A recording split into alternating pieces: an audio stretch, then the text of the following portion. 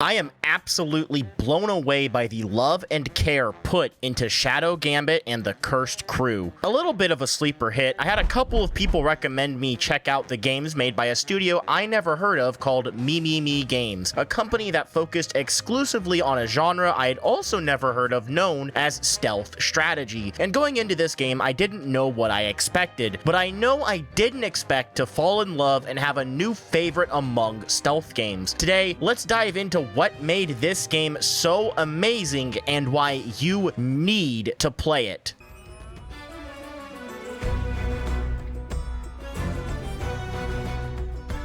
But first, a word from our sponsors. Me, because I am too small and insignificant on this platform for even Raid Shadow Legends to attempt to purchase my soul. I will instead ask you to please subscribe to the channel. As a reminder, if I can reach 10,000 subscribers, I will hold a giveaway for a copy of Arcane's first season Collector's Edition. Easily the second greatest thing to ever come out of League of Legends. So if that at all interests you, please remember to subscribe. And now, back to the video. So the first thing to talk about is how I'm going to structure this video. I can't do my typical format where I go through every mission one by one and describe each one in detail, followed by my thoughts of the level I just finished, because if I did that, we'd be here for several hours. And while I think that idea is novel, I don't want to have to edit all of that. And I doubt you want to listen to my voice for that long, regardless of how smooth and sultry it is. Instead, I'd like to start things off and talk about the narrative first, then we'll move on to things like gameplay, the characters, the DLC, and my final thoughts. If you don't want spoilers, please use the chapters feature or skip to the timestamp on screen now. If you're still here, I'm assuming you're okay with being spoiled. I want to start this section off by apologizing. Originally, I was planning on this game to just be a stream game, twitch.tv/BillyTheCorgi, but at about 10 to 15 hours in, I had decided I wanted to make a video on it because I was enjoying it so much. As a result, the beginning section of this will most likely be accompanied by me in the corner there. I did consider replaying the beginning of the game so I could have footage of it without this, but one, I was already running ridiculously low on storage space because of these recordings, and two, I wanted to try and get this video out at a reasonable pace, and taking extra 15 hours just to re-record gameplay I already did just didn't seem feasible to me. With that out of the way, let's talk about the actual narrative now. The game opens up to us landing on an island known as Angler's Grave. We're not here to sightsee though, we're here to meet with a man known as the Jester. Afia has come to this rundown little port town as she believes this man can get her to a ghost ship known as the Red Marley, something our skeletal friend here is more than happy to oblige, but before he sends us off on our way, he does have a warning for us. The Red Marley is currently being held in a trap by an inquisitor by the name of Ignatia. However, this only encourages Afia to double her efforts and hurry. With the Jester satisfied with the answer and looking forward to the show, he sends us on our way, landing on some unknown beach and dispatching some random Inquisition member who just happened to spot us during our entrance. We begin our search for the famed ship. As we go through our new island, dispatching a few enemies along the way, a strange green circle sphere appears. We can't quite make out what this is, and considering we were told to hurry, we put it aside for now, and continuing through the island, we run into a rather powerful looking guard. Deciding we can't just let this guy stand in our way, we go to get the jump on him. Unfortunately, though, that doesn't quite end too well for us. Just as we're about to be executed, though, the same green orb appears, but this time it cracks open and we find ourselves at the spot where it had originally formed. And as we gather our bearings, a mysterious voice lets us know they've given us another chance. To get past the Prognosticar, as they call him, we can't attack him directly. So this time, we decide to let nature do the heavy lifting for us.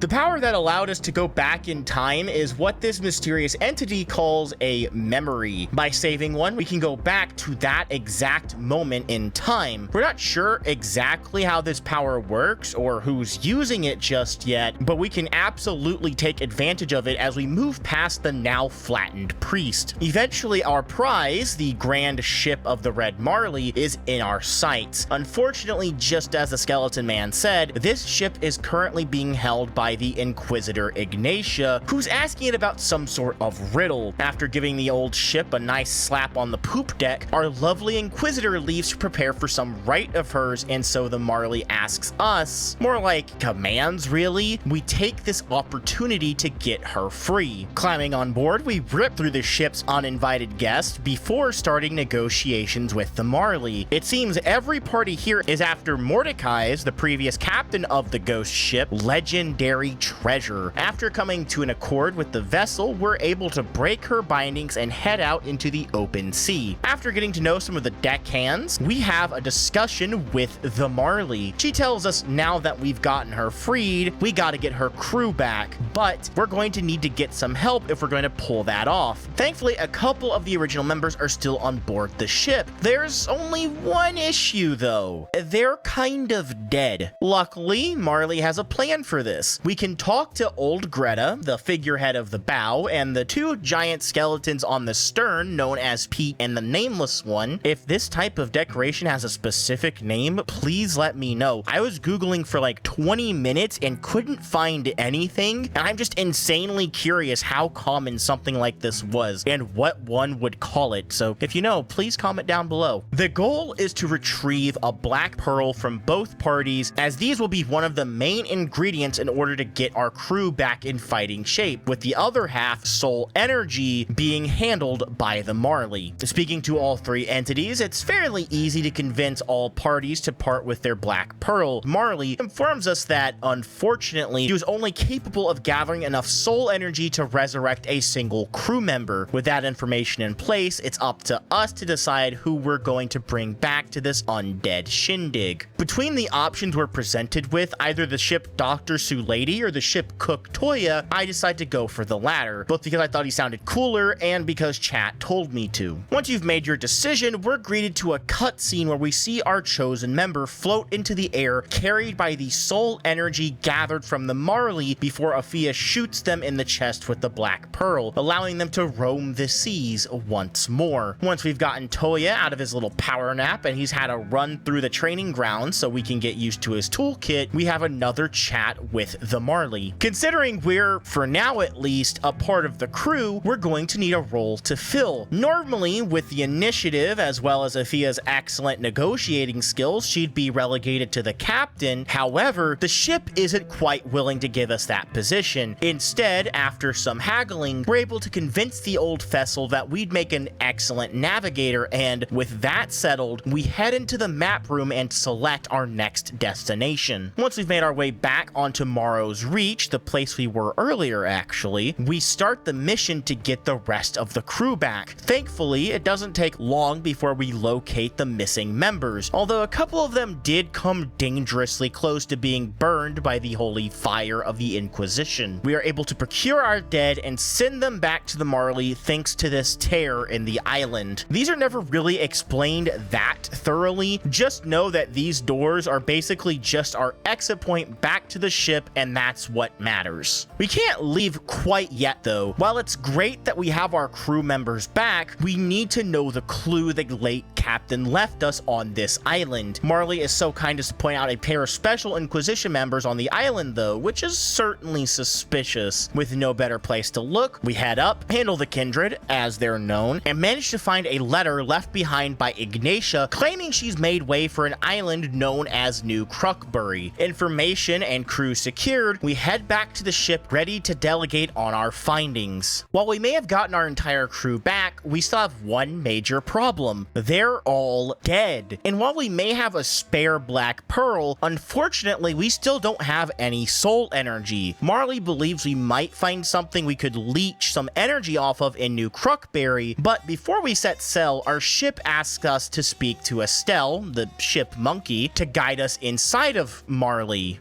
That's a sentence.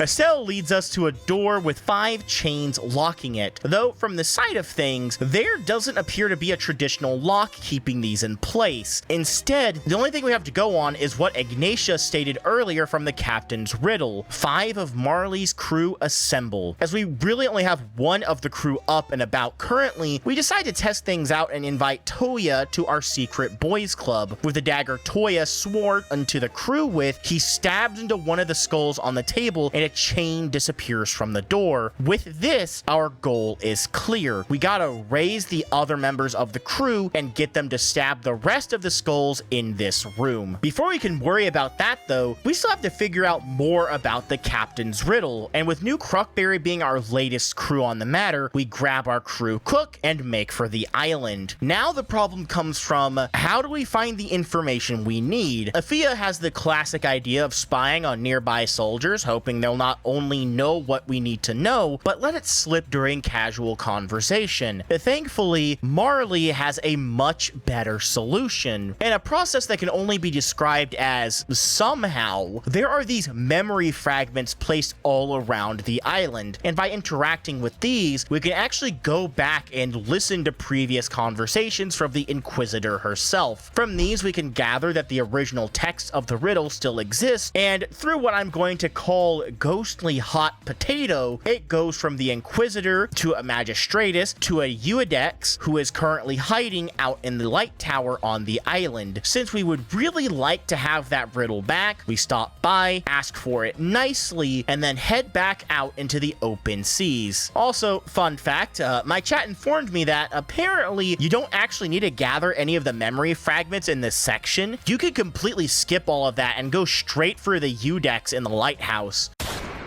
Of course, a first-time player wouldn't know this, so outside of stumbling onto it accidentally, you're probably going to end up watching all of the memories. Back on the ship, we have a discussion with Marley about the stone slab the captain left behind. She wants to study the riddle on the slabs, but more importantly, they also have some excess soul energy on them that she's gone ahead and extracted, meaning we can resurrect one more crew member. I want to save my thoughts on the crew members themselves for the section dedicated for that, but just know, instead of only having 2 options, this time you're free to pick anyone. For my playthrough, I went with the crew sniper Teresa. After you've had your new crew member of choice stab the skull table, releasing another of the 5 chains, we have another discussion with Marley, who's taken the time to study the riddle further and has found that the clues lead to 3 different nearby islands: Deadvine's Grove, the Iron Bay, and the Island of Penance. All of these islands will have a relic left by the captain, and just like the poem, the relics are most likely filled with soul energy for us to siphon. And while that's all fine and dandy, we're also going to need some more black pearls. In response to this, Marley suggests a 4th island by the name Twins of Nerekdamesh. We're just going to call the island the Twins from here on out. Marley also offhandedly mentions the possibility the other islands might have pearls on them as well. This is the moment where the game takes off the training wheels and things open up, and it's basically the reason I cannot go over every single mission in detail. While all the islands and missions do have their own plots and subplots, I don't think it's necessary to go over all of it, as it's not necessarily related to the main plot. Mostly fun world building as well as chances to explore character dynamics. The important part here is that the captain has laid out relics that were important for one thing or another, and we need to grab all of them. The relics range from his hand that he lost to a piece of bark by a giant sentient tree to a key with the Inquisition insignia on it. All of them are tied to the captain and his past adventures in some way, but if you want to find out more, then you're just gonna have to play the game to find out now, aren't you?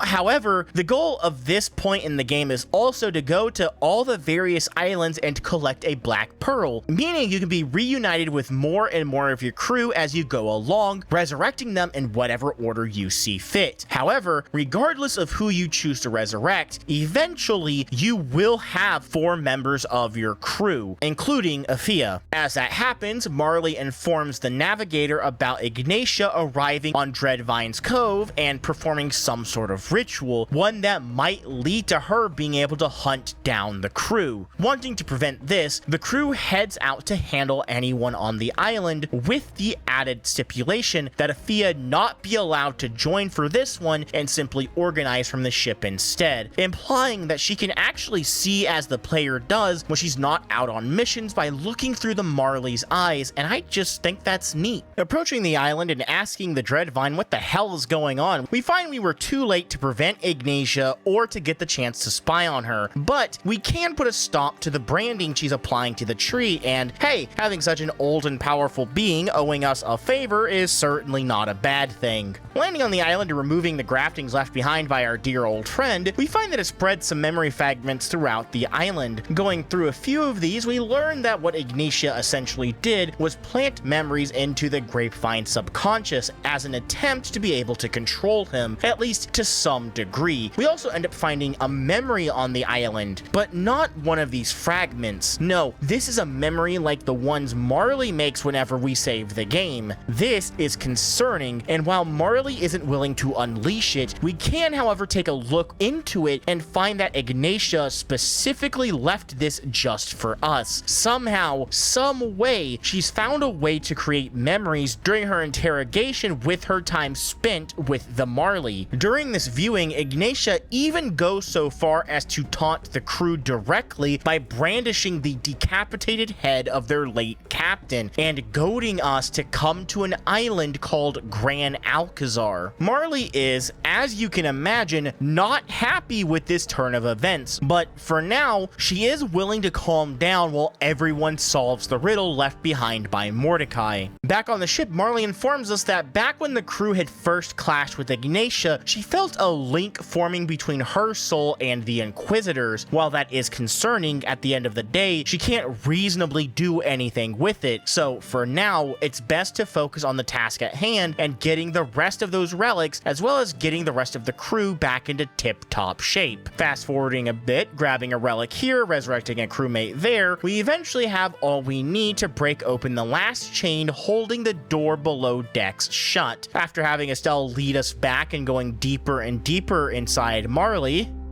unfortunately, Mordecai left another door behind this door, and now our only way to open it up is by getting the final relic we're missing, his black eye. Mordecai, you bastard. Well, you might remember the skull of the late captain is currently in the hands of our lovely Inquisitor, and even better, she let us know that we can find her on the main base of operations of the Inquisition in the entire Timeless Shores. It is the most heavily guarded island by a wide margin, with multiple prognosticators, eudex, and commissars throughout the entire island. Not to mention a legion of acolytes everywhere, and we have to somehow find a way to steal back the captain's skull, which is in the middle of all of this. Considering this, Afia comes up with a plan of action. We're going to make two teams. One team goes in first to grab the skull, and should they fail for whatever reason, a backup team remains close by to go in after for rescue and recovery. Afia herself is locked to the second team, but you can divide the teams up however you'd like from there. Spoiler warning again, by the way. So before this point, while there are technically spoilers, before diving in, I'm going to guess a big chunk of you ignored that and continued anyway, despite probably never playing this game. And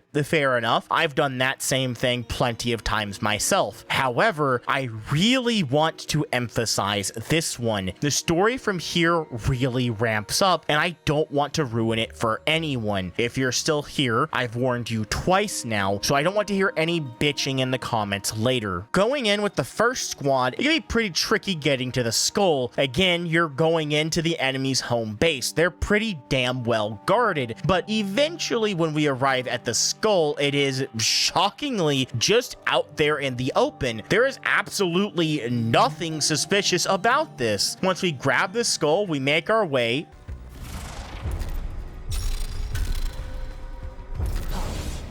Why do you unleash a memory, Marley? Whoops, must have accidentally pressed the reload button. My mistake. Well, no biggie. Grabbing the skull again, we can actually make our escape.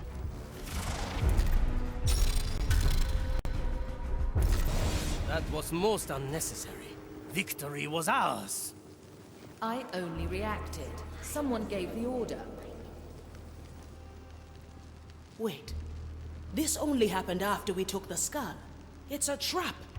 Ignatia must have done something to it.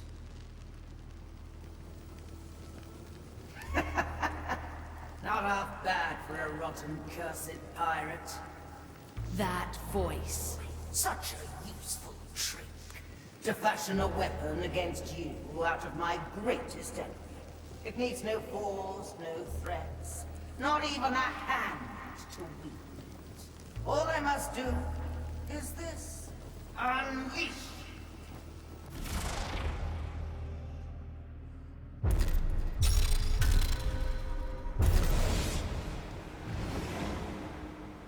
This twist was genuinely super cool to me, up there with the one from Styx. I knew the skull had to be trapped in some way, I just couldn't really tell how. And while I had some idea after the first reload happened, I can't say I expected it to be this bad. Even after killing Ignatia, she easily reverses the situation. And the fact she uses our own powers against us, the power the game heavily encourages you to use and abuse throughout the entirety of it, is just chef's kiss. I want to save my full thoughts on this to the end of this portion of the video, but suffice it to say, I think this was expertly done. It turns out when your enemy has the power to save scum as they see fit, it becomes nearly impossible to actually defeat them, and as Athia feared when the mission started, the A team was not able to escape with the skull, and even worse, Ignatia even uses the skull to command the Marley to approach her, with the ship being completely unable to resist. Now, our mission is even more dire. We not only need to rescue the crew,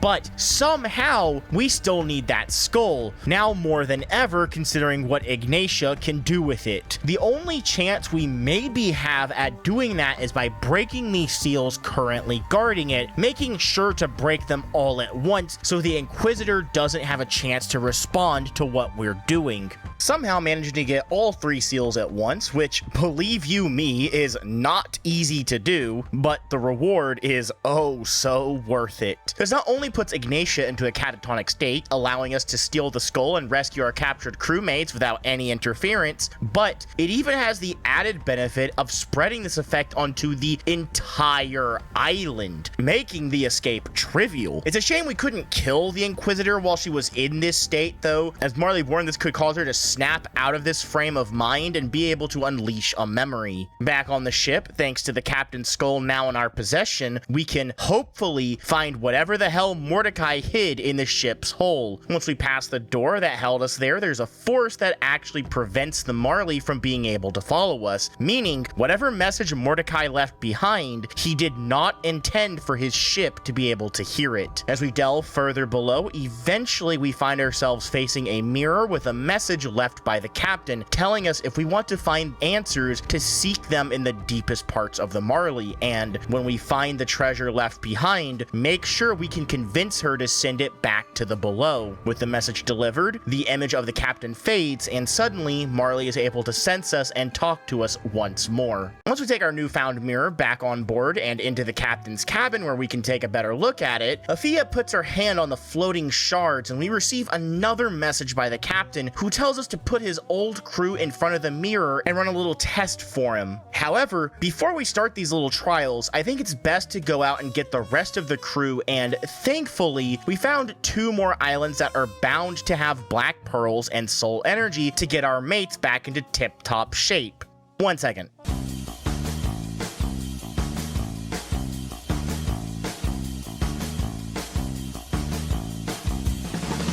Update: before we can finish resurrecting the rest of the sea dogs, we're greeted by an old friend on the ship. Marley, for whatever reason, doesn't seem too keen about us going into her deepest parts to find the information Mordecai was talking about, but luckily, with Virgilio's, the jester's help here, we're able to sneak inside without anyone noticing. As we delve deeper and deeper into the holds, we're greeted by some of her most important memories. Namely, we see the day Mordecai Mordecai sacrificed himself to Ignatia in order to preserve the rest of the crew, much to Marley's dismay. However, the part that truly stands out about the memory is the captain ordering her to destroy the treasure after they find it, something Marley was very keen to hide from us. There's more to the story, but the two agree it's best not to push their luck too far, so for now, they decide to head back onto deck and allow Afia to continue her mission. Speaking of, let's get back to raising our crew.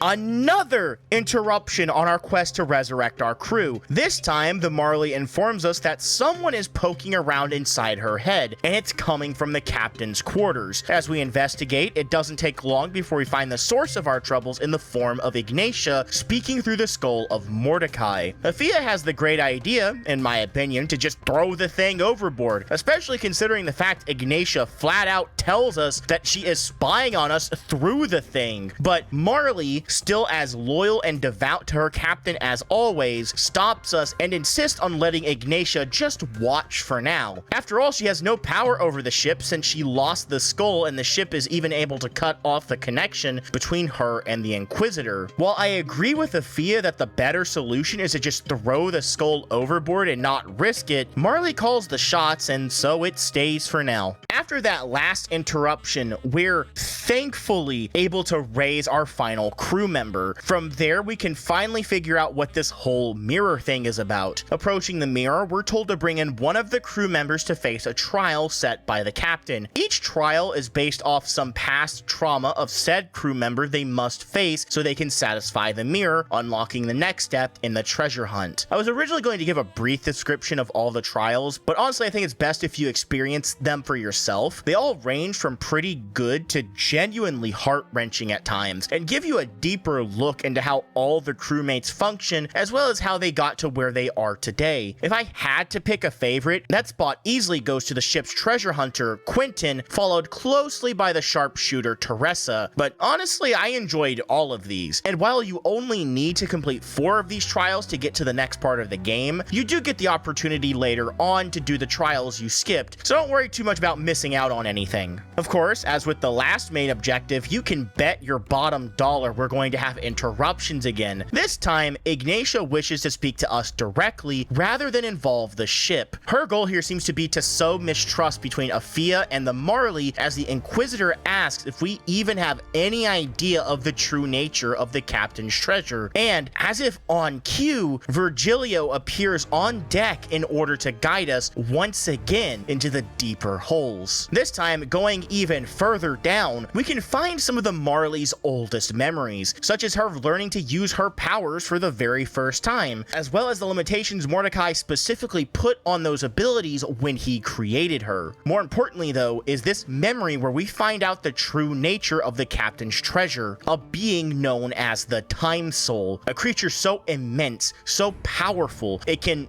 well, manipulate time itself, a power so immense that a mere sliver of it was enough to not only give the Red Marley life. Keep in mind, Marley is considered the most powerful creature in the timeless seas thanks to this power, so imagine what the Time Soul itself is capable of when not bound and chained. Unfortunately, we can't stay and investigate any further as the ship is beginning to notice our presence, and Virgilio has to pull us out in an emergency exit. Confronting the Marley about this, we tell her she needs to send the Time Soul back to the Belows. The ship seems adamant that she can use the power to resurrect Mordecai and simply brushes off the obvious concerns anyone would have with attempting to use an eldritch being. So for now, we simply need to get back to work and hope we can bring her to her senses later. Once you've cleared another trial and given everyone some time to clear their heads, Marley calls us over and tells us she's considered our words and, much to our relief, promises to honor the captain's final wishes and send the Time Soul back to the depths. But before she gets the chance to finish that thought, our lovely Inquisitor friend strikes again, somehow managing to move the skull of Mordecai. Grabbing Virgilia, we head to the decks below in order to hopefully stop Ignatia. Thankfully, we arrive just in time and grab the skull and... Nobody takes what is mine, Navigator.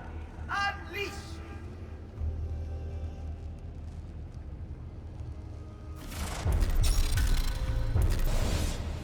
Okay, maybe instead we can... Consider it Pointless. done. My will is unbreakable.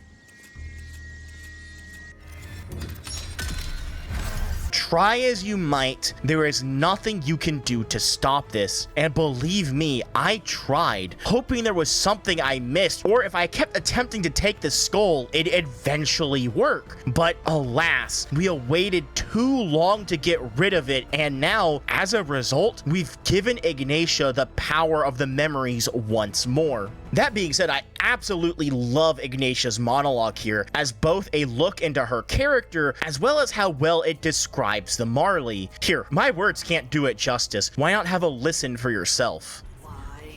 Why can't I resist the captain's head? Infuriating to be at the mercy of your power, isn't it? How long I've spent devising rites to counter you, yet in the end, the answer was so simple. Any human soul would have accepted Mordecai's death by now. But not you. You never needed to face grief, loss, pain. Your power has left you defenseless to them. Do you understand now? It's not the semblance of your captain that grants me power over you. It is your inability to let him go. And that is why you will fail.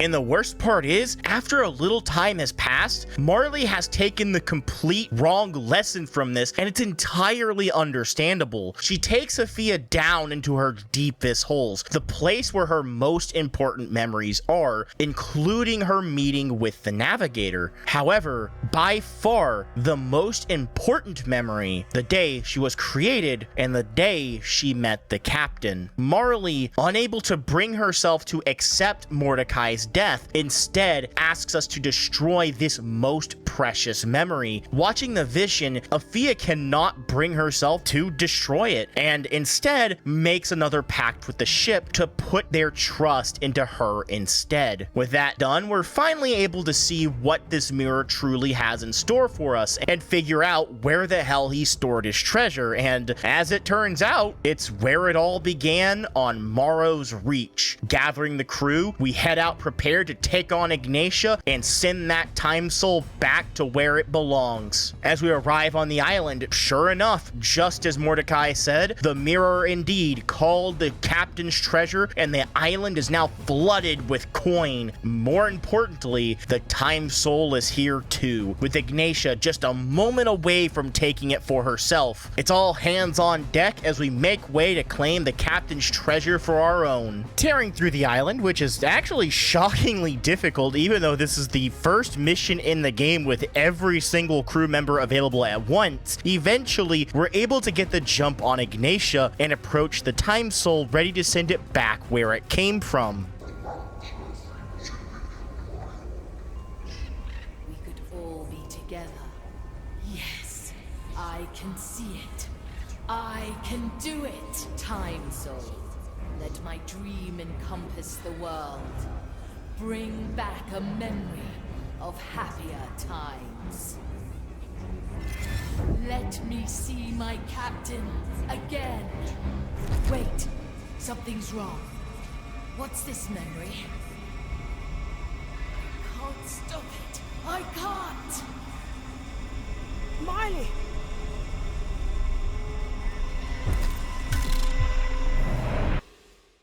Despite it all, the Marley still couldn't help herself. The allure of being with her captain again was too strong for her, but thanks to the valiant efforts of Virgilio, at the cost of his own life, Sophia is still here, though the rest of the crew is nowhere to be spotted, and we find ourselves in the white void surrounded by Inquisition architecture. This is the worst case scenario. We are in a world of Ignatia's own design, something she is quick to remind us of as she unleashes another memory, this time seemingly without using our ship to do it. Thankfully though, it seems that Afia was not the only one to survive this. As we traverse through this world again, this time we come into contact with the Marley, who, with the little power she has left, is able to make memories for us once more, and even more fortunately, we're able to sense our mates close by. This part of the game is super cool and definitely a worthy finale, but considering we're already this long into the video and I'm still talking about the narrative, I hope you don't mind me taking the liberty to skim here a bit, and besides, you're going to play this game for yourself if you haven't already, and you're going to experience all of this for yourself, right? From here, the goal is simple. We need to run around this perfect world and get our friends back. This can range anywhere from not so bad to massive pain in the ass, but eventually we're able to kill whatever Inquisition members have our crew held hostage and together prepare to take on Ignatia and finally settle the score. And in one of the coolest final boss fights I have ever seen, where our 8 members have to somehow take out 10 Ignatias all at the same time, we do it. Through some miracle, this ragtag team of merry adventurers take her down.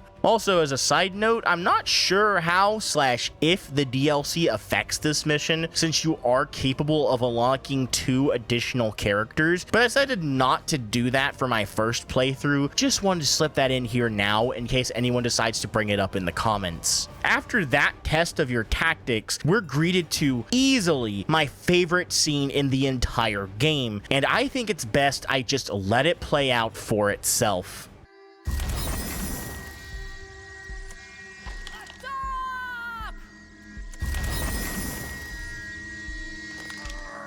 Take us down!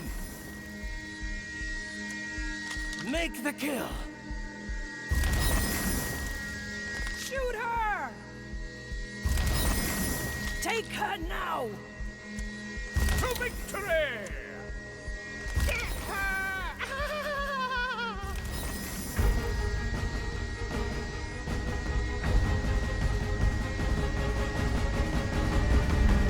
My crew alone! Everyone, together!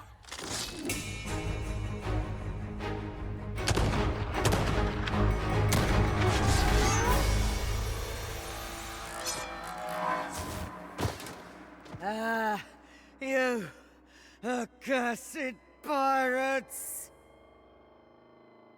I love that so much. Watching everyone, one at a time, take out their pistol, and Ignatia, in her rage, being able to somehow hold everyone at once before being taken out through the gallant teamwork of the cursed crew. Genuinely masterfully done. After that, we simply need to confront the Time Soul once more, force it to return the world to how it was, and finally send it off to the depths of the below once and for all. After that, there's not much left to the story. We all get our happy ending. The crew is happy to all be together. The Marley officially promotes Afia from navigator to captain, something the rest of the crew treats with open arms, ready to begin the next chapter of their grand adventure. Overall, I absolutely love the narrative. Sure, it's nothing that's going to blow you away, I'll concede to that, but the twist it had were definitely enough to keep me on my toes. I'll never forget when it was revealed that Ignatia had the same power as us to save and reload. I love when the villain is capable of using the hero's toolset against them, and to have it be such a fundamental mechanic of the game, the ability to save a scum was such a nice twist, and I'm shocked more games don't play around with this idea. In fact, the only other game I can think of that does is Undertale. The overall grand adventure of going on a pirate crew, sailing the high seas, finding treasures, escaping an armada, and coming out of it all with a story to tell, an amazing crew, and a new lease on life? Well, I think that was every young boy's dream growing up, and I know my inner 12-year-old was giddy with excitement during every story beat throughout the game, and really, with that, and some genuinely great plot twist, what more could you really ask for in a narrative? Well, I know the part that held it all together for me, and really pushed me forward to the next step of it all, was the characters, and speaking of, I think it's about time we finally got to that. If you're here from skipping the story section, hello and welcome, glad you could join us. And if you're here continuing the ride through the narrative, then thank you for sticking around so long. I really appreciate it. We're at the part I've been the most excited to talk about ever since I got it into my brain that I wanted to make a video on this game that's impressed me so much. And that's, of course, the ragtag team of scallywags that we have the honor of calling a crew. As we go through this, I want to take the time to go over all these characters in as much detail as I can without spoiling anything major. Compared to the last section, there will be less focus on them narratively and more so about them personality-wise, as I think that's fair game, as well as, of course, about finally talking about some of the actual game mechanics in this video game and how they function and how these characters use said mechanics. And because I'm a very original content creator full of nothing but amazing ideas, I thought I would follow the classic YouTube trend and do a tier list for every character here, based mostly off their use in game, but also a little bit of their personality, because in my opinion, that plays a big factor in how much you'll enjoy the character as well. This will go from the captain rank at the very top, followed by first mate, then quartermaster, and finally scalawag at the very bottom, since I thought it would be appropriate to stick to the pirate theming for this. Without further ado, I think it'd be appropriate to start with Afia Monocato, the main protagonist of the game. Personality-wise, I don't have much to complain about here. At no point did I ever feel like Afia ever made any objectively stupid decisions. Sure, she'll take risks, she is a pirate after all, and a pirate's life is a dangerous one, but the part that really takes me by surprise with the crew navigator is how quickly she takes to the members of the crew. Despite the fact she's brand new and nobody even knows her name yet, it feels as if she's been a part of this family since the beginning, which is especially impressive when you consider she also takes up a leadership role and not just another crewmate. As far as gameplay goes, she's pretty damn top tier. Her main ability, Blink, is both incredibly useful as a damage ability to kill guards throughout the map, but it also doubles as utility, allowing you to teleport short distances without needing to leave cover and making no noise. Her second ability, Time Stop, is also a pretty useful utility move, and while she can't go full on, she can freeze one target in time briefly, either setting you up for an easy execution of a friend nearby or simply sneaking past the man. However, while I think Afia is a solid character, I do have to take her down a few points. First of all, her mobility. To explain what I mean by this, let me tell you a little bit how the traversal in this game works. Throughout every level, you'll find both bodies of water as well as these vines scattered about. Typically, characters fall into one of two camps. They can either use both of these or they can't use either of them. Afia is actually pretty unique in this because she can climb vines, but she's unable to swim. The only character in the game, including the DLC, that is limited in this way. So because she's only missing half the movement options, I only knock off half a point. My other main gripe with Afia is that her upgrade kind of blows. To quickly go over this, as you complete missions throughout the game, you build up this meter, and when this meter gets filled up, you get a point that you can spend and get an additional upgrade for a crew member of your choice. Typically, these either give a new ability or they upgrade a skill that character already has. They can range anywhere from meh to an absolute game changer. Unfortunately, Afia falls on the former side. Her upgrade gives her an upgraded blink, one that can go through walls, doesn't require line of sight, and has an extended range. If it stopped there, this would be absolutely amazing. The The problem is her use is limited, meaning she can only use this power so many times per mission. Now you might be thinking, okay, fair, a powerful ability needs to be limited in some way, and sometimes that means you have to limit its uses. Except this has one major issue. It is single use. That's it. Not only is this the only ability in the game that has limited uses, you can only use it a single time.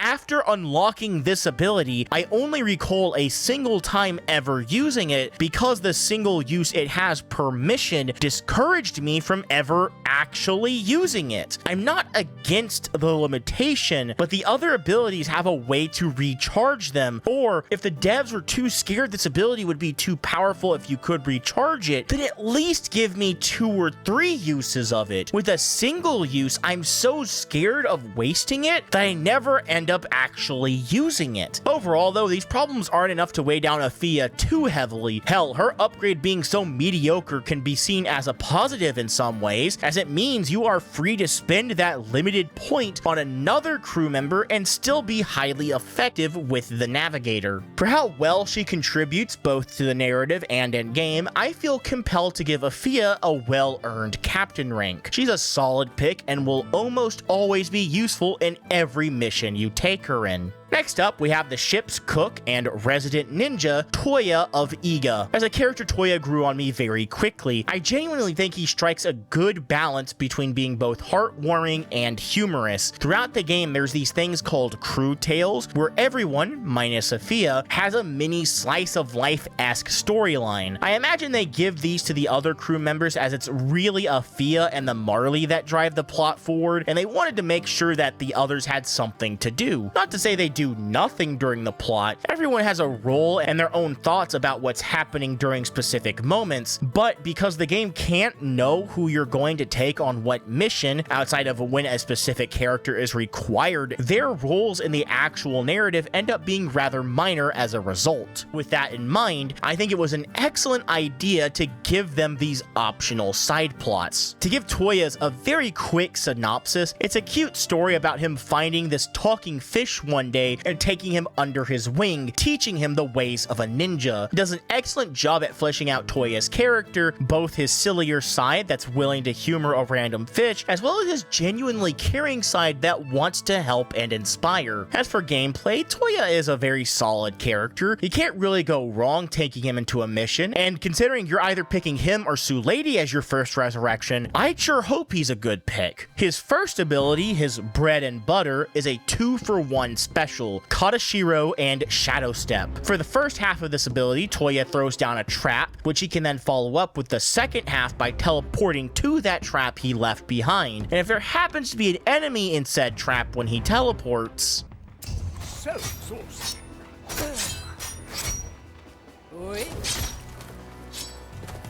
I missed. Man, that will always be satisfying to pull off. You can also throw the trap directly on a guard and it will stick to them. And the best part, the teleport has no limit on range. Once the trap is set, you can teleport to it no matter where you are on the map. Meaning you can place it on a guard when he's out in the open, but when he patrols to a more secluded area, you can teleport to him and finish the job no matter how far away he went. For Toya's next ability, he has Bird's Voice. This is a pretty standard distraction ability. Toya takes his flute and plays a little tune, causing every guard within hearing distance to come and investigate where the sound came from. It's very simple, but never underestimate the ability to disrupt a guard's patrol. In fact, this ability is so desired that the game itself flat out tells you that you want at least one member on your team that can do something like this on every mission, if at all possible.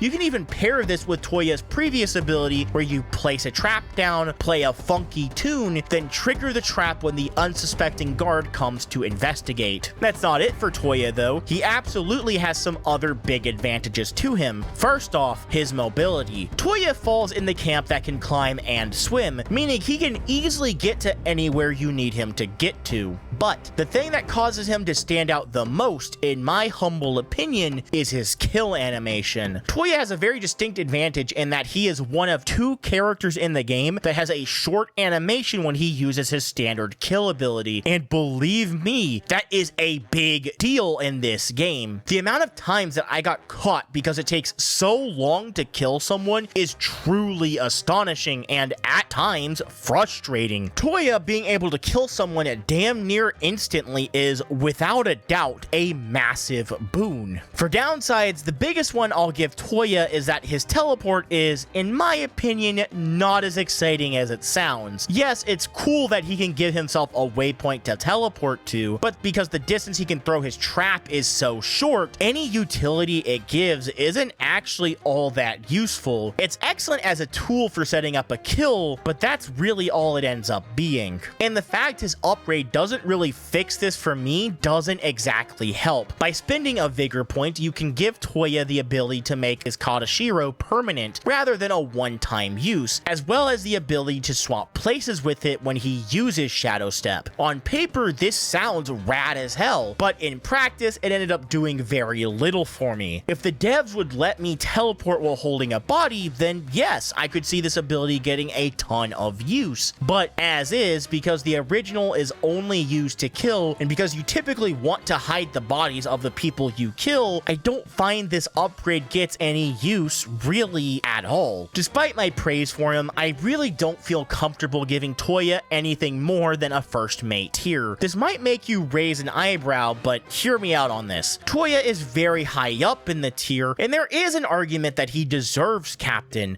but my problem with Toya isn't anything he does specifically, it's more so the fact that he's not exactly the best at what he does. There are other crewmates that have distractions that I find are either just as good, if not better than Toya's, and I find that his Shadow Step, for how satisfying that it is almost always better to just kill with his own basic kill because of the fast animation on it, versus the long drawn out one from this ability. But you could argue that the fast animation should shoot him up, and honestly, that's a fair argument. I just think personally, his toolkit leaves something to be desired, especially when I'm using one ability for style points rather than utility, with the upgrade just feeling like a waste of a point and not really doing anything to improve on the issues I have with him. Still, a very solid pick. High mobility, fast kill animation, and a great distraction tool is going to serve you well, and along with a very lovable personality, Toya is absolutely a great teammate on any mission. Next up, we've got the crew sharpshooter, Teresa the White Crow. Teresa serves as the mom of the group. She's tough on her crew, but you know it comes from a place of love, and sometimes you gotta be stern with the kids because it's what's best for them. Not to say she's against fun of any sort, she has her moments of brevity, and my favorite moments are her silent moments of support. For example, during Gale's own crew tale, it's Teresa that helps her and is able to push people out of their comfort zone to get to where they want to go. As for Teresa's own crew tale, it's another cute one. Her story is about discovering the mystery of how a skeleton on the crew came to be poisoned, who did it, and why. Admittedly, it's not my favorite crew tale, but it is a good showcase of Teresa's ability to think and come up with clever discoveries, as well as how well she gets along with everyone, regardless of how much she pretends outwardly to be a mean old woman. For how Teresa plays, she's fairly simple. She's all about that range. Her first ability, Iron Judgment, is all about sniping someone with some absolutely ludicrous range. This does, however, have some massive downsides. First off, her shots are loud. Well, not Teresa herself, she's actually really silent, but rather the shot hitting her target is extremely loud. However, that isn't too bad, since you're mostly going to be using Teresa to pick off stragglers or lookouts that are able to spot your other teammates doing whatever you're wanting them to do. The biggest downside to this ability, however, is that she can only fire once before she needs to reclaim her shot. And yes, it has to be Teresa who goes out to get it, meaning her whole shtick of being being able to pick off people from a distance can be rather tricky. It's not enough to just kill a sniper, you have to be able to pick up your ammunition after. Still, with some of the enemy placement in certain levels, you will find some use out of this, albeit it does make her a little trickier than I'd like. Teresa's second ability, Ashen Judgment, allows her to use the legendary power of pocket sand, but with the range of a crossbow. It's actually kind of insane. There's not much to go over with it though, as it's pretty self-explanatory. Blinding someone, albeit temporarily, is always really good, doubly so when you can do it from a mile away, giving your more melee-focused teammates a chance to either sneak by or even close the gap and handle the target for you. Also, unlike Iron Judgment, you can fire off as much pocket sand as you want with absolutely no downsides other than the cooldown. Now for Teresa's upgrade, I find this to be an absolute must pick. In fact, I argue it should be your first upgrade after you resurrect the White Crow. By spending a Vigor point, you can give anyone in the party the ability to pick up Teresa's ammunition for her. This is absolutely massive, as Teresa is the first party member we've discussed that completely lacks any mobility options whatsoever, meaning if she shoots someone who's hard to get to, it can be an absolute chore to regain her main ability. Luckily, with this upgrade, you can have someone like Toya go and grab said shot instead, saving Teresa the trouble. This is especially good when paired with a party member we'll discuss a little later. As for Teresa's downsides, besides needing to recollect her shot and lacking mobility we've already discussed, I do think it is a bit of an issue how mandatory her upgrade feels. Don't get me wrong, I'm glad the upgrade actually felt useful this time, but I don't think an optional upgrade should feel mandatory for the character to really function. That being said, once you do get the upgrade, Teresa legitimately gets so much more fun to play, especially when paired with the right person. And I guess that's another flaw I should put for her. She requires the right teammates. She's not an Afia or a Toya who you can just slap on any team and always feel good about. She requires the right support to get the most out of her. That being said, I would still put Teresa in the first mate tier, though she is on the lower end of it, and there is absolutely an argument to be made that she should be knocked down to quartermaster, and I wouldn't necessarily disagree. I just know when I found the comp that worked best for her, I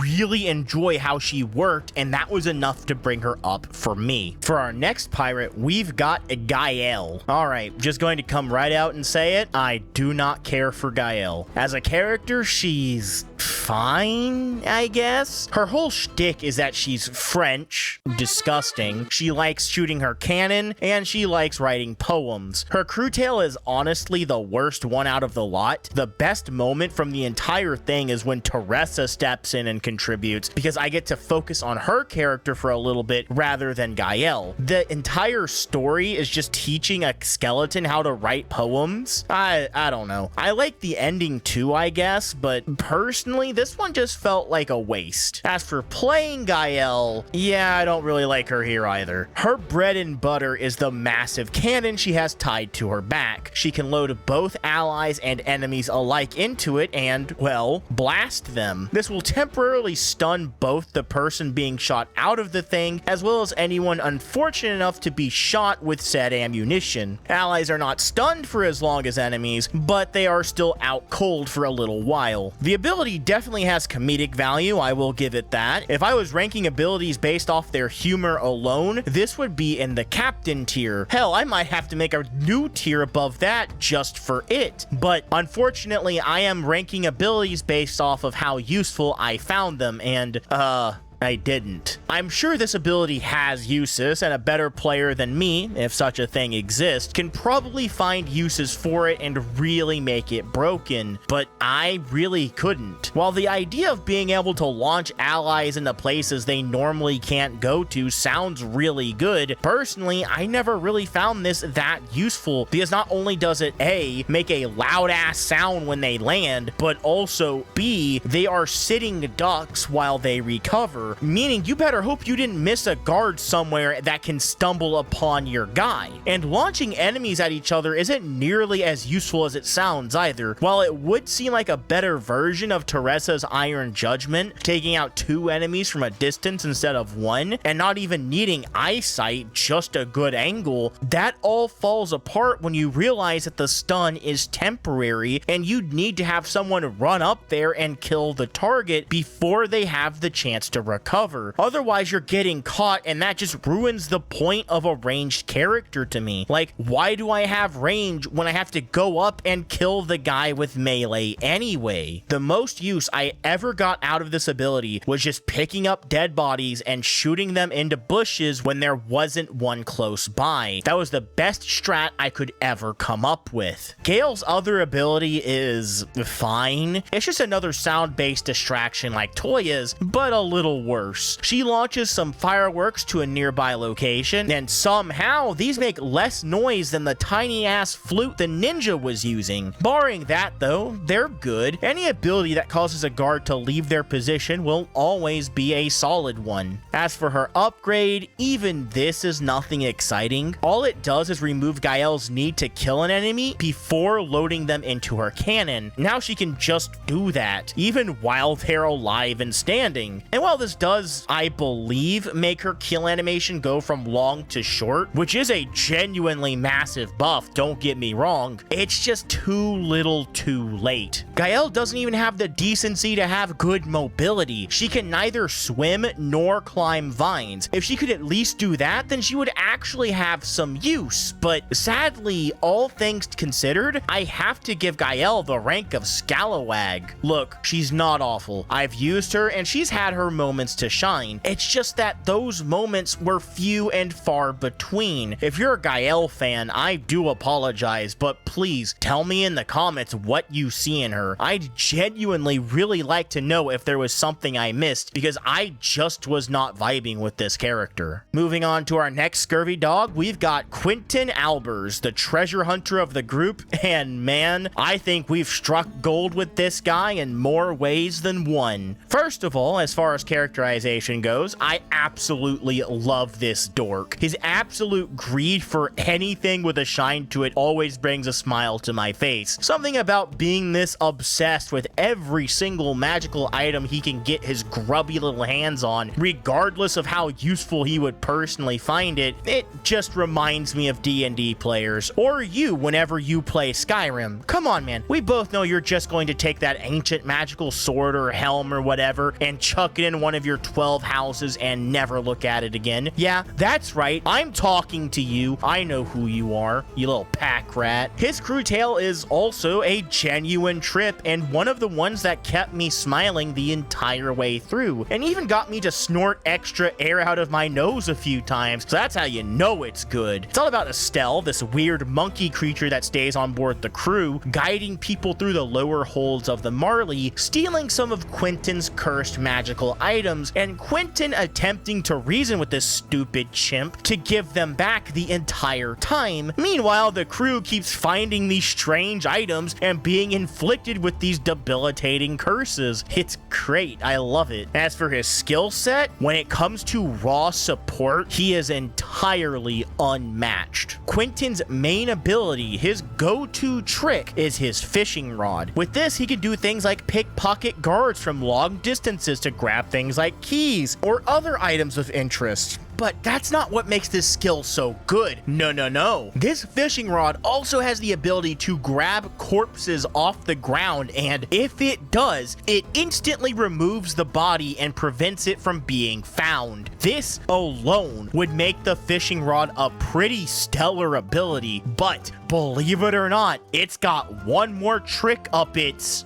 pull. Quentin is also able to yank teammates to his current position. This is genuinely one of the best abilities in the game. This is everything Gael's cannon wishes it could be. Sure, Quentin has to actually go to the spot he wants his teammates to be in before yanking them up, but considering the fact he's also extremely mobile, aka able to climb vines and swim, it's pretty damn easy for the Q dog to get to wherever the hell he he needs to go, and he doesn't even have the drawback of making the other teammates temporarily stunned or creating any sounds. But we're still not done. You might have noticed that Quentin's skull there is made out of solid gold with gems in his eye sockets. Now, you might think, oh boy, that'd be worth a pretty penny if I could get my hands on it. And you wouldn't be alone, because Quentin, using the power of other people's lust for money, can toss his skull onto the ground, and should a guard spot it, will walk away from their position in order to nab it, giving you the chance to either kill or just sneak by, I suppose, but I never do that. The only quote-unquote downside to this ability is that Quentin, like Teresa, has to retrieve his skull from the person who has it. He can do this either by killing them and nabbing the body, or pickpocketing it with his fishing pole. It really isn't much of a downside considering how easy it is to retrieve in comparison. The fact it's also the only sight-based distraction in the entire game is also something else to note. This can be either good or bad depending on your situation. For one thing, enemies tend to be able to see further than they can hear. It also means that the skull can't work over walls. Now, if you're paying attention, you can actually take advantage of both of these situations, and I wouldn't really consider either a downside. It's an incredible distraction tool, and one I find myself using all the time. But wait, there's more! We're still not done, because Quentin has one more trick. By spending a vigor point, you can give Quentin a brand new ability, a screaming conch shell. This is basically a better version of Gael's firecracker, as Quentin can also throw this like those, but the sound is much larger, and it never stops until he picks it back up, meaning you can potentially get several guards walking the same path during different intervals. It also means Quentin is the only character to have two different distractions, and has the ability to chain them together to get someone extremely far away from their post. It's actually insane how well it works together. As far as downsides go, the only real downside to Quentin is that his kill animation takes a long time, but considering everything else you get in exchange, I assure you it is well worth the trade-off. To my main man, I gotta put him in the top of captain tier. It's not even a question. There is no team comp that isn't made better by having Quentin in it, but characters that lack in mobility especially appreciate him. Teresa damn near needs Quentin for her to be really viable, and when they are paired up together, it's actually crazy good. You kill someone from far away with the white crow, then you have Quentin grab the corpse with the fish hook, both hiding the body and, assuming you have the upgrade, resupplying Teresa with another round of ammunition. Cannot praise the gold man enough. Have to actively stop myself from not using him in every single mission. Next up, we have Pincus von Presswald, the crew, quartermaster, and noble. As a character, I have a soft spot for Pincus. He's your lovable oaf of a character, yet somehow there is some actual intellect in there, which I didn't expect. You see this mostly when he's discussing things like the science of how soul magic works or other such academic fields, yet he manages to be oblivious to the social cues of his less fortunate peers. It's very endearing, and the same can be said for his tail crew, where he goes around trying to reclaim his stolen tobacco that he, for some reason, thought to hide in one of the cannons. This leads to some very funny situations where he tries to trick Pete and the Nameless One, the two giant skeletons on the back of the crew, to trade him back for his stolen tobacco, with Pincus running to and fro, making deals and helping others for a chance to get it back. It's all very charming. As for how our aristocrat actually plays, he's alright. I don't dislike him, though I feel like I never got the most out of him as I could. Pincus has the ability to take over an unwitting victim's body for as long as he'd like, so long as he never strays too far from the area where he took over. While disguised, he can walk by other guards without raising any suspicion, as well as distract them with a conversation temporarily, allowing crewmates to slip by unnoticed, or even chain body takeovers. Though, be careful, this this does take some time and you're a sitting duck through the entire process. Pincus also has the ability to throw coins to make sounds to temporarily distract guards for a moment, though unlike previous character abilities, this doesn't take guards off their patrol. Instead, all it does is cause them to turn around for a moment. This can still be useful for either allowing teammates to sneak by or even allowing Pincus to sneak up on his target to get a new host. One thing I do find interesting about this ability though is that he can actually still use it while possessing a host. Pincus's upgrade is a simple one, yet it's hard to deny its effectiveness. By spending 1 vigor point, Pincus gains the ability to take over the body of any Inquisitor and not just acolytes. What makes this especially good is that he also gains whatever ability that person had, with my favorite being the Udex, as that essentially makes him a capable sniper along with Teresa, albeit not quite as good as he still lacks her Ashen Judgment ability, as well as having no way of reloading, meaning you need to make your shot count because it's all you're getting. As for negatives, the first problem is his complete lack of mobility, both in and outside of a host. Personally, I think Pincus should have at least been able to swim because as cool as his abilities are, I overall find them kind of limited. His main tactic is basically just being able to cause distractions, but the problem is there's another crewmate that just does that but better. If you need distractions, that's why you run Quentin, or hell, even Teresa if you're going for single target distractions. I do concede that this is probably a skill issue and that it could very well be me not implementing Pincus's skills very well. One thing that Pincus does do that nobody else can, while he's controlling someone else, he can still do things like mission objectives, i.e. reading information from a book. The problem I have with this is that if you're spotted doing this, even while disguised, it will trigger the enemies. This could have been a really cool ability that made Pincus super good in certain missions where the goal was to find/gather something that was heavily guarded, but the fact he's vulnerable while doing that thing just means it's typically better to kill everyone guarding it, something other crewmates do better. Overall, I do like Pincus, and this could very well just me being a stupid, dumb idiot, but I do think he's one of the weaker members of the crew, and as such, I'm going to be putting him in the quartermaster tier, which is pretty fitting considering his actual role on the crew. Next up, we have John Mercury, the crew shipwright, and of course, you can't forget his trusty partner, Sir Reginald.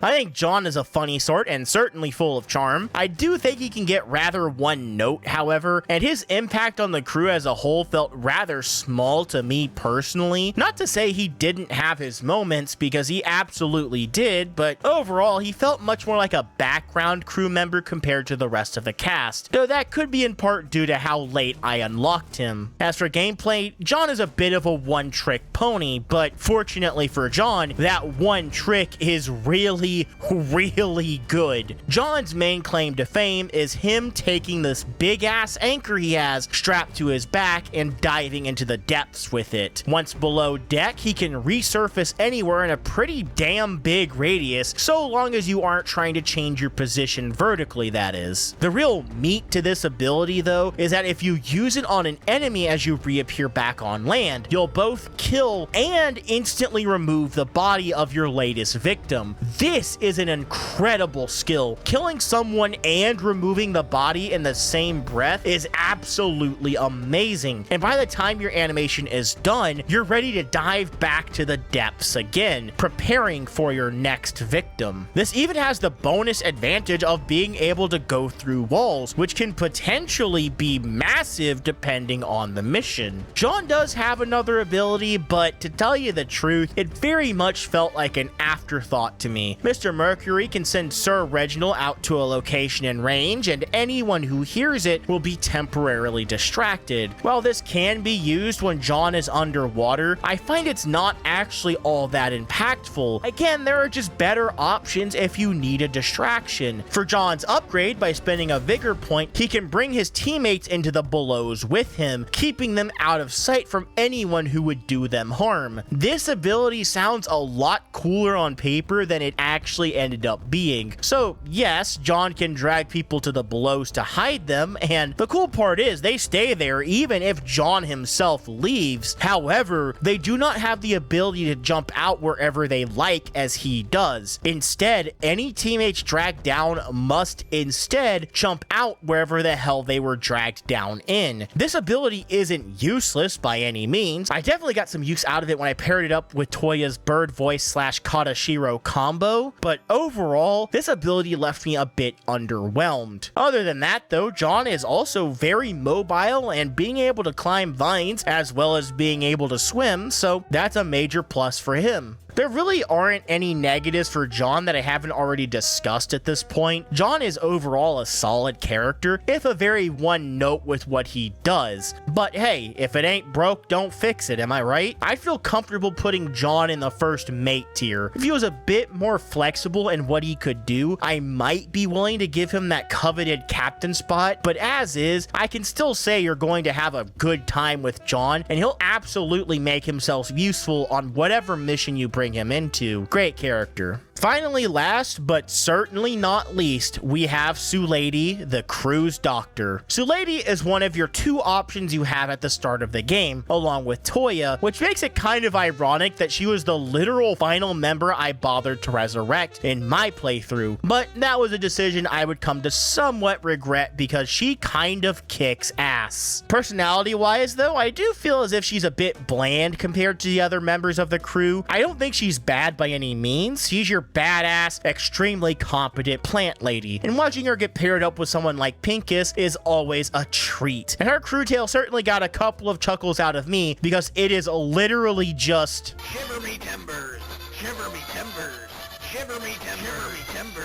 As for her playstyle, Sulady has a lot of tricks up her sleeve. Let's start with the simple fact that she is the other character alongside Toya that actually has a fast kill animation. This alone would make her good in most missions, as you really cannot underestimate the usefulness of killing quickly in this game. But for what I consider her main ability as a giant plant, Sulady has the ability to grow a bush wherever she wants. This not only has the ability to hide her and her teammates, but also any guard thrown into the bush instantly has their body disappear, even if Sulady moves the bush after, which is, try not to think about it. It's a solid ability. Any skill that can instantly get rid of a dead body is automatically a good one, and I have no complaints that it can double as cover. We're off to a good start there. For our doctor's next ability, we have Wonder Dust. By throwing these spores into a guard's face, you can cause them to go the opposite direction of wherever the hell you are. This is a great distraction, and one that actually feels unique and useful compared to the others. You can either push them into a trap you have laid out with another crew member, or simply make them walk away so you can quickly sneak past them. For Sulady's upgrade, it's actually one I enjoy a lot. It's a second version of her Wonder Dust ability. This time she gains the ability to cause the guards to come directly towards her rather than walking away. This makes her an extremely deadly ability, as you can set up a bush, lure someone to come towards you, kill them, and their body disappears instantly in the bush you drag them to. Overall, no complaints. And believe it or not, that's not all. Sulady also has the added perk of being very mobile, able to climb vines and swim as she pleases. Overall, I can't really say I have any issues with this character. Another really good one. It's a toss-up between captain and first mate though, and I know that seems strange considering how good I think she is. The fact I'm considering first mate is wild. I do have reasons for it that I'll have to discuss later when we get to it, but for now, I think we can absolutely put her in the captain tier. You can never go wrong bringing Sulady to a mission, and I regret saving her for my last resurrection. I wish I had gotten to play more missions with her instead of Gael. Ugh. And there you go, that's my official ranking of the characters in this game. Don't take this as gospel, even if my opinions are always objectively correct. I do highly recommend you try the game for yourself, and let me know where you'd rank these guys in the comments below. I genuinely love to know if we have the same rankings, or if you'd rank someone higher / lower than me, or if you think I have absolutely no taste and Gael is actually the best character in the game. Please, let me know. Now, for the astute among you, you might think we're missing a couple of characters, and you're technically technically correct. However, we'll discuss those when we get to the DLC section of this video, as I didn't want to lump those in with everyone else. Also, there is technically one more character you can get in the base game, but in order to unlock them, you not only need to finish the main story, but also complete 85% of all the side objectives in the game, which I did not do. Not because I didn't want to, but because I had already spent 50 hours in this game, and I really wanted to start making a video on it. So, as a result, I will not be ranking them. However, from what I've seen, they look absolutely insane. I know we're, oh my god, this far into the video, but let's actually talk about how the game works now. The next part about this section is that I've already discussed much about how this game works in the character section. So if you want to see how a specific character works, please go back and watch their portion in it. Shadow Gambit: The Cursed Crew is what is known as a stealth strategy game, which is a very unique combination I've never had the pleasure of playing before. When I play stealth, I think of games like Dishonored, Styx, Metal Gear Solid, or the rare 2D game with something like Mark of the Ninja. So going into this, I wasn't sure what to expect. When I saw the camera view, my immediate thought was that this game was going to be a turn-based game, something akin to Baldur's Gate. I could not have been further from the truth. I can confidently say that this game is one of the most unique games I have ever had the honor of playing. In most stealth games I've ever played, I'm so used to being a one-man show, but as a result of being in control of 3 characters at once for the majority of the game, it really emphasizes teamwork and synergies. For example, an easy one I always recommend together is the ever-lovable Quentin alongside the crew sniper Teresa. Alone, it'd be hard to get very far with either of them, but together they can accomplish just about anything. And that ends up being the main gameplay loop, and it is super satisfying. As a strategy game, it works very well. There's even an extra mechanic in the game that can help you pull off well-timed maneuvers. The game calls this Shadow Mode. By activating this, you could set up your teammates to all do one action, be it one of their skills, or kill, or move, or whatever, and have them all execute at the exact same time. This is not only extremely useful, it is very satisfying to pull off.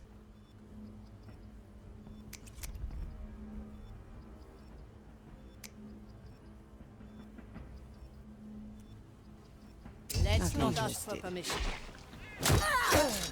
Raise with your legs. Oh yeah, that's good stuff. As for the main gameplay loop, it's fairly simple to learn everything you need to learn. It's classic stealth game stuff. If you're spotted, the guards will raise an alarm and alert other guards to try and take you down. The guards you are trying to sneak past also have differing ranks, determining how hard they are to get the jump on, as well as special abilities they may have. At the bottom of the total poll, you have acolytes. These are the most common enemies, and they're basically just your average foot soldier, and all your tricks and shenanigans will work on these guys fully as intended. Next up above them, we have the Kindred. Kindred are essentially just acolytes, but they have this line connecting them, which means you have to take them out at roughly the same time, because if you only kill one, then they will simply resurrect so long as they have that connection. Pretty simple stuff. You either kill them at the same time, or you distract them so you can sneak past. Every single rank above them and acolytes, though, starting with Commissars, distractions no longer work as intended. They at most cause the enemy to turn around for a few seconds, but nowhere near as long as the acolytes. And they will not move from their position no matter what you do, unlike the foot soldiers who are easy to manipulate. Other than being more stubborn though, Commissars really are no different from the ranks beneath them. There's also magistrates, but not only are these guys rare, but from what I've seen, they're basically just a reskin for Commissars, meaning they work the exact same way and there's nothing to really go over. Eudexes, however, are worth talking about. Not only are they difficult to distract, their range of view compared to everyone else is insane. They act as the snipers of Inquisition. They are rare, but in my experience, it is almost always worth it to take these chicks out first, as they have a terrible terrible habit of spotting you when you try to do anything even remotely risky. The most dangerous enemy, however, is by far the Prognosticar. While these guys don't spot you more quickly like a Udex would, they have one major advantage over every other Inquisition member. Their gimmick is that you cannot kill them, at least not alone. If you try to attack a Prognosticar, he will lock you down, and if nothing breaks his concentration, you simply die. Thankfully, it does take him a few seconds to actually accomplish such a task, so the plan for these guys is usually pretty simple. Attack with one member to distract him, then have another crewmate appear behind them and finish the job. There is technically one more Inquisition member you will run across that you need to take out, but calling them an enemy is a bit of a stretch. Custodes are these funky looking dudes who sit around and aren't actually a threat, as in they cannot physically attack or really do anything, but when they're killed, they have two major effects. First thing, they act as a sort of psychic flashbang. Any enemy nearby the Custodes are instantly incapacitated by the explosion, though notably they are not killed, and even better, if they are spotted by an enemy like this, they don't even think anything of it. The second major effect is that it'll open up a tear through the belows and have a path back to the Marley once the mission is complete. Normally a level will have any combination of these enemies. Typically I'd expect large groups of acolytes with maybe one or two commissars among them, and as you get closer to your main goal or other points of interest, you'll find a Prognosticar guiding it as well, with Udexes spread wherever there are high visual points throughout the map, things like the top of towers for example. It'll be up to you to decide how to handle them. My main point of advice is typically start with the snipers, then go for the stragglers until you can take out the groups all at once. It's almost like a puzzle. Find out who's the easiest to take out, and when you finally manage to fit all the pieces together and take out everyone standing in your way, followed up by an expertly performed escape, mwah, there is nothing like it. I will also take this time to quickly talk about the civilians you'll run into. Sometimes you might have to talk to them, and that's the only time they're ever relevant. Outside of that, they're just set dressing. From my understanding in previous games, they could be obstacles that you would have to knock out in order to sneak past, but in this game, they're just there. I don't even know why they were added, if I'm honest, other than I guess just world building. Another main mechanic I should probably mention is save scumming. As you play through the game, you may notice these bells randomly appearing. This is the game telling you that it's been a long while since you've saved the game, and you should probably do that. Of course, the option to save is entirely yours, but it should be stated for those of you that skip the story section, this isn't just a game mechanic. There is narrative purpose for this, and I felt I should mention this as a result. This game honestly flows really well, and my favorite part of the game was finding what characters work best with other characters. Honestly, I recommend you just experiment yourself and find your own combinations, and sometimes it is very mission specific on who is best for what. But I believe that's all I really need to go over for gameplay. If it wasn't obvious, I genuinely think this is some addictive gameplay with great map design that gets very fun to exploit with the characters we're given. Now, though, I think it's time we moved on to the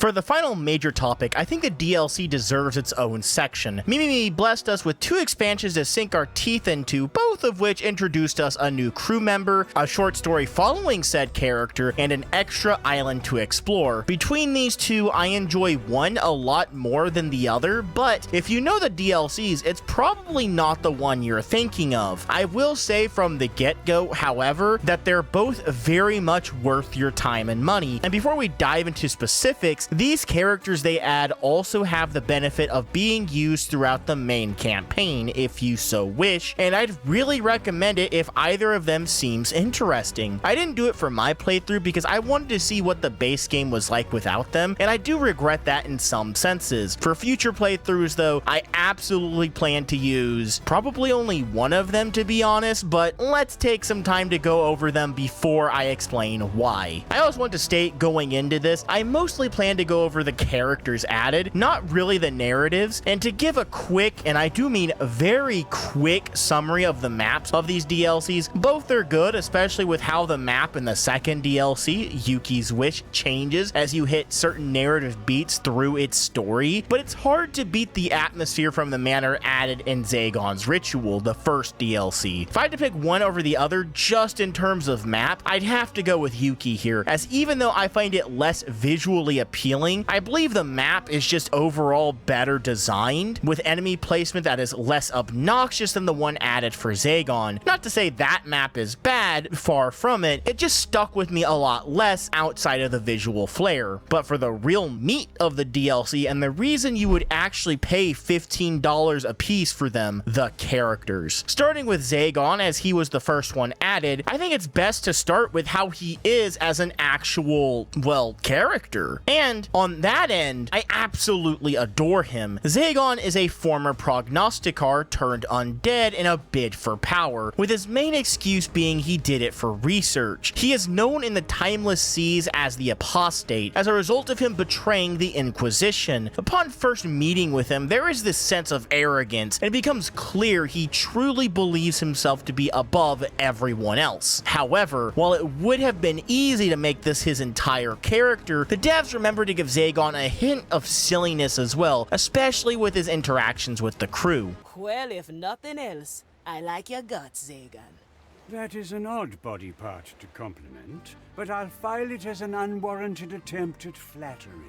I will say, this is a minor disappointment I have with Zagon though. Not that he's silly, no, I genuinely adore that, especially when his mortal enemy ends up being a random parrot of all things, but rather that his interactions with the crew, outside of Afia and the Marley, feel rather lacking. I believe this is especially noticeable because never in my experience did Zagon ever interact with Teresa, who I feel he absolutely should have. They're both deserters from the Inquisition, and both of them even became undead, the very thing the Inquisition was formed to fight against. You'd think they'd have a lot to discuss, especially when it comes to the whys and the hows, and even what they think of each other as a result. Is Teresa disgusted by Zagon because he left for mostly selfish reasons, or is she indifferent? Does Zagon believe Teresa a fool for leaving for sentimental reasons, or does he find it fascinating that she actually knew the maiden? I wish these were expanded upon, but from what I could tell, they never were. In fairness, it is entirely possible I missed an interaction between these two, as those are typically supposed to happen in between missions throughout the game, and I did save Zagon until I had already completed the main campaign. That is entirely fair, but keep in mind, I did play an entire second DLC after this, guys, and never did he have the option to interact with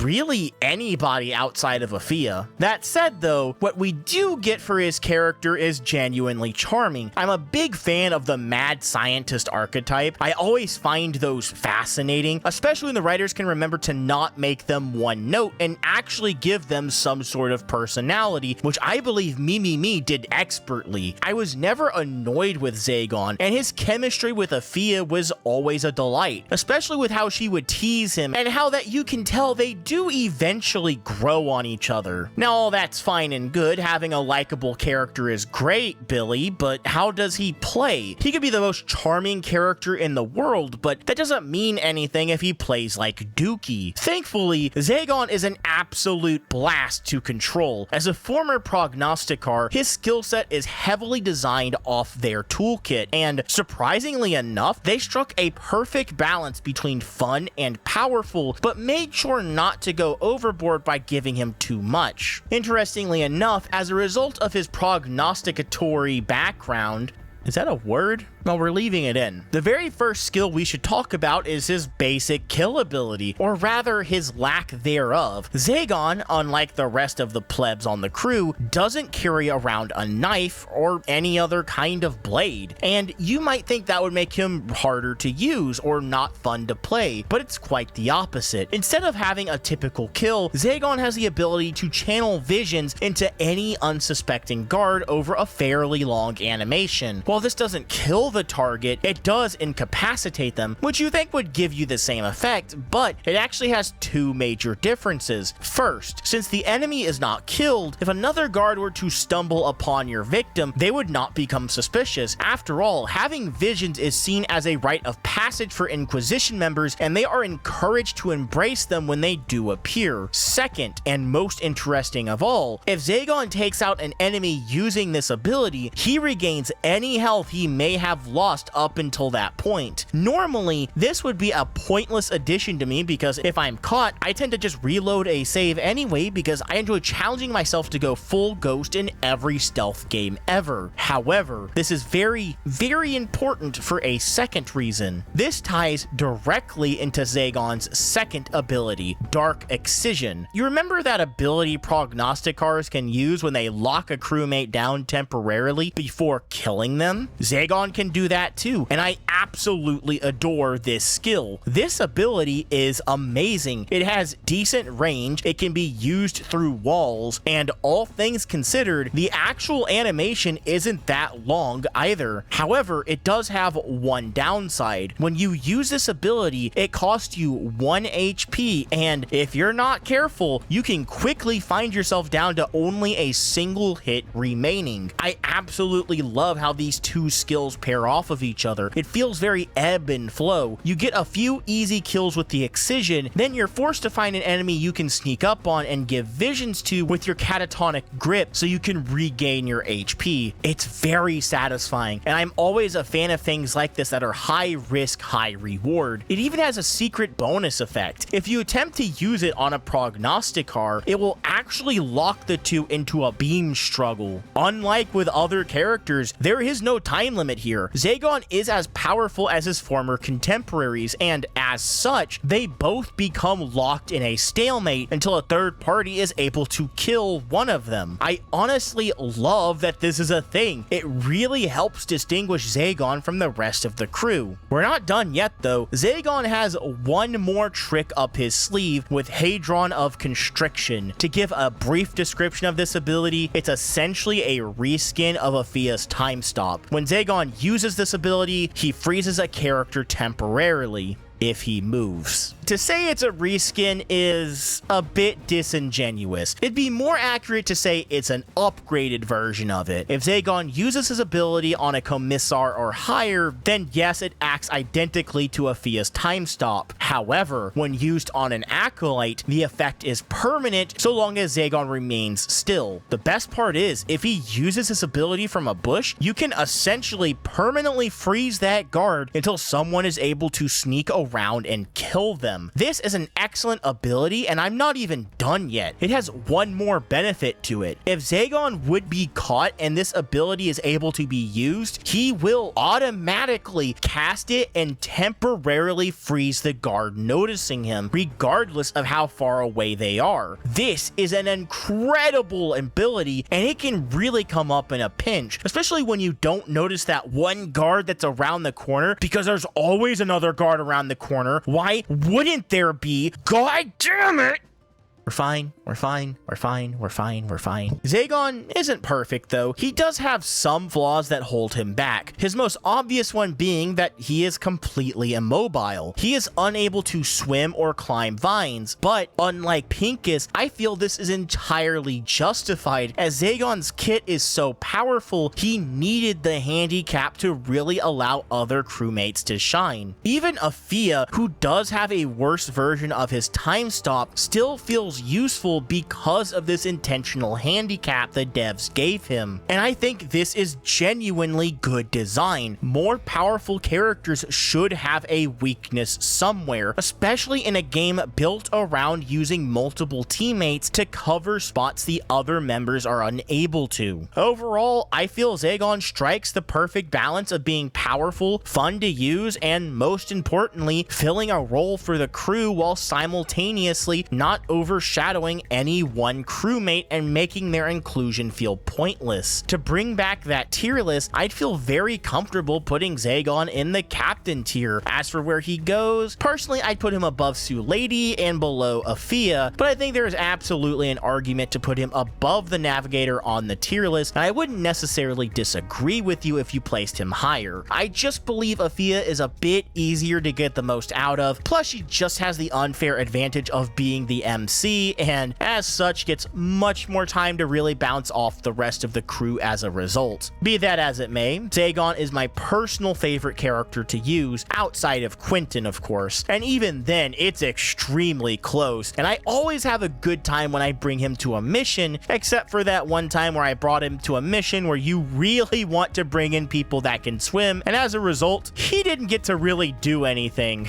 Whoops. So now we move on to Yuki's Wish, and well, since the cat's out of the bag already, yes, I enjoy this character significantly less than I enjoyed Zagon. But why is that? When looking at reviews and people discussing online, it usually seemed to be the opposite, at least from my brief glances. So why do I enjoy Zagon more, and what disappointed me about Yuki? Let's dive into it. I want to start things off by saying I do not dislike Yuki as a character. I think she's fine. She's another ninja to the crew, and for anyone who's a fan of Mimimi's previous works, she is the same Yuki from their first game, Shadow Tactics, a ninja stealth strategy game, which looks like fun, and I hope I can try sooner rather than later. But this is one of my main issues with Yuki. While I didn't have any previous experience with her, the game seemed very eager to constantly point out that yes, this Yuki is the same one from Shadow Tactics, and she's so cool, and everyone loves her, and that she's absolutely packing some fat meat. I am not anti-fan service, not at all. I think having legendary figures from past titles can be a great way to tie in fans of those games and get people interested in your previous works. However, you hit a point where I feel like this is a DM fawning over their character they got to play once and then decided to plop into their world and got all the NPCs to swoon over. I'd have no issue with the crew having heard of Yuki and her past exploits, but where I draw the line is that they felt the constant need to remind me of how cool and awesome she is, which honestly got on my nerves at points. I also want to state that Yuki herself isn't actually annoying. I think she's fine. She's a girl that doesn't even care about her legendary status. It is everyone else always sucking up to her. But even if I felt she was fine, I still can't say I was very impressed either. She really just felt like another ninja, which the party already has, and character-wise, I find Toya much more charming. He feels more fleshed out,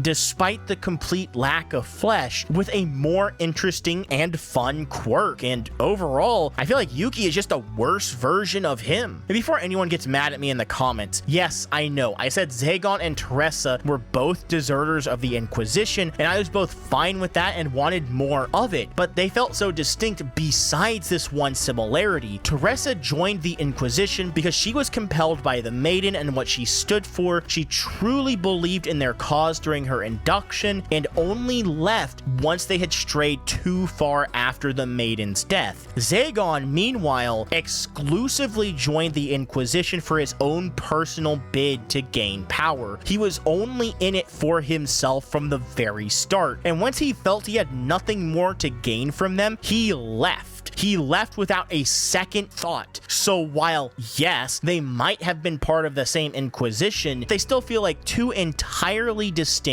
characters. And I feel Yuki in this game does not do a good job distinguishing herself from Toya, other than the fact she has a pet Tanuki and he doesn't. But where Yuki doesn't fail is in strength. No, she passes this benchmark with flying colors. In fact, in my opinion, she passes far too well here, and this is my main issue with her. I could forgive everyone gushing over Yuki, fine. While I know I just spent a decent bit complaining about it, realistically, it's not that big of a deal. The devs are allowed to have their favorite OCs, and really there's no harm in giving an optional side character a bit more love than normal, especially since it's not going to affect the overall narrative anyway. Just a few character actions here and there. No, where the devs truly went overboard is in the fact they gave Yuki Yuki everything, and I do mean everything she could ever want in her kit. So, you know how Sulady, Quentin, and hell, even John being able to hide bodies was a big deal and a massive reason as to why they are so highly ranked? Well, what if Yuki could also hide bodies? But she didn't need a specific skill to do it. What if she just automatically hid the bodies of anyone who she killed no matter what? Sounds OP,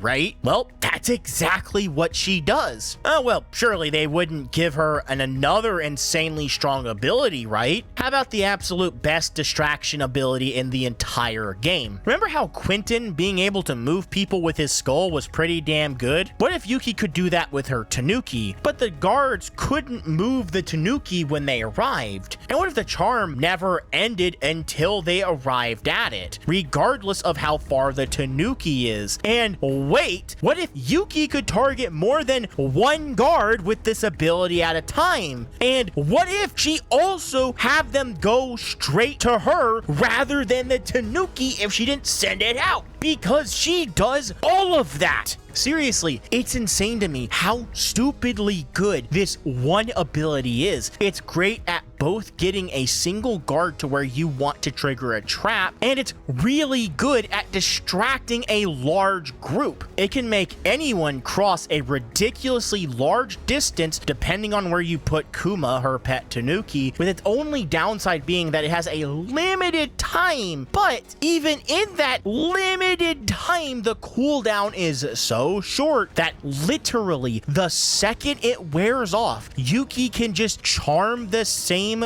guards again and keep them moving. It's so stupidly strong. So now she has the best distraction in the game, along with the ability to hide any body instantly. Sure, that sounds strong, but that's not too bad. We're not done yet. She still has one more ability. Yuki also has the ability to set a trap. And unlike Toya's trap, which has to be manually sprung, Yuki's trap, once it's triggered, automatically kills the guard that walked into it. And remember how I said Yuki automatically hides the bodies of anyone she kills? That includes with the trap, which is super easy to either lure people into with your Tanuki parade or just watch their parole and put it in front of them. The only time Yuki does not hide someone's body is either when A, she shoots them with a gun, which, yeah, okay, understandable, or B, when she gets an aerial kill. Other than that, she will always automatically hide the body. It is absurd. Now you might think, okay, well, surely they took away her mobility then, right? So she would at least have a harder time getting around with all these great tools.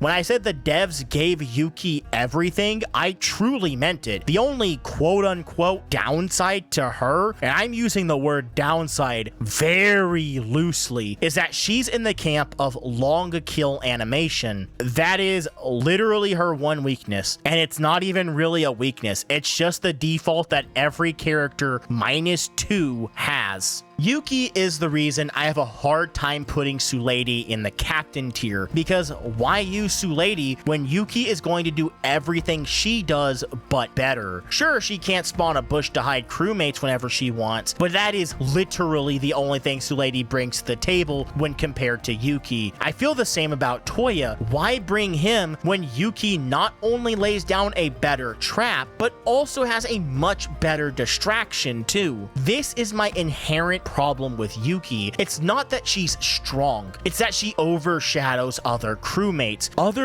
that are fun to use. Sure, I wouldn't care if she overshadowed Gael, because who doesn't? But the fact she eliminates the need to have 2 crewmates is so absurd to me. Yes, Zagon was also strong, and you could argue his time stop overshadowed Afia, but he didn't have the mobility Afia had, meaning she did genuinely supply something. And while their time stops are similar, they don't actively negate the reason to bring the other. Nothing says you can't use both at the same time on different guards. Zagon also had some range, sure, but he didn't eliminate the need for Teresa because her range far surpassed his, and her ability to blind from a distance genuinely gave her things that he couldn't replicate, or at least not replicate easily. There's nothing wrong with a powerful character, but this isn't Dishonored where it's a one-man show ripping and tearing through an entire town. This is a game built around plugging in the gaps left by the other crewmates you selected in order to have a cohesive unit that can accomplish whatever mission you're setting out on. When you have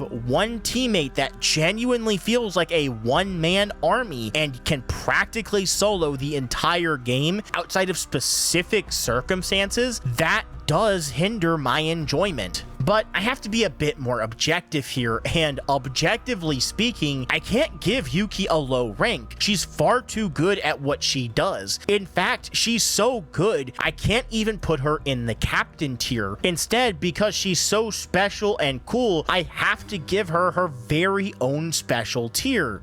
Yuki is fun. I enjoyed playing with her, but in future playthroughs, I'll probably end up avoiding her if I'm ever after a challenge. I also know I'm in the minority. Most people I've seen really enjoy Yuki, and hey, maybe you don't care she makes a couple crewmates obsolete. Hell, I said earlier, there was nothing stopping you from running Zagon and Afia together, and the same holds true for Sulady, Toya, and Yuki. You can absolutely run that trio together, just try not to have Yuki do everything if you do, because I know how easy that can be. Overall, my thoughts on the DLCs are, I love Zagon, but I'm mixed on Yuki. Take that for what it's worth. I still believe both are worth your time and money, however, if for no other reason than to explore more of the timeless seas in this absolute banger of a game.